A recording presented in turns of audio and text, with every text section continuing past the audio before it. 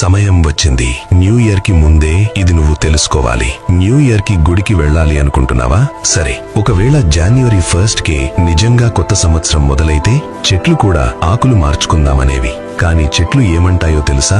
ఇది correct time కాదు అంటాయి. మరి ఎప్పుడు అంటే ఈ వింత చూడు. మార్చి ఏప్రిల్ వచ్చేసరికి చెట్లు చెబుతాయి కొత్త ఆకులు వచ్చాయని. రైతులు అంటారు కొత్త పంట సిద్ధమైంది అని. ప్రభుత్వం అంటుంది బడ్జెట్ ప్రవేశపెడుతున్నామని.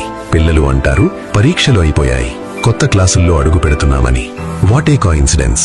ఇవన్నీ ఒకేసారి యాదృచ్ఛికంగా జరుగుతాయా? అంటే ఇదే ప్రకృతికి కొత్త సంవత్సరం, అసలైన న్యూ ఇయర్. అందుకే మన పూర్వీకులు చెప్పారు, ఎక్కడ జీవితం మారుతుందో అదే నిజమైన కొత్త సంవత్సరం. అదే హిందూ నూతన సంవత్సరం. మనకు ఉగాది. మనం జరుపుకునేదే అసలైన న్యూ ఇయర్. మీకు ఇప్పటికైనా అర్థమైందా?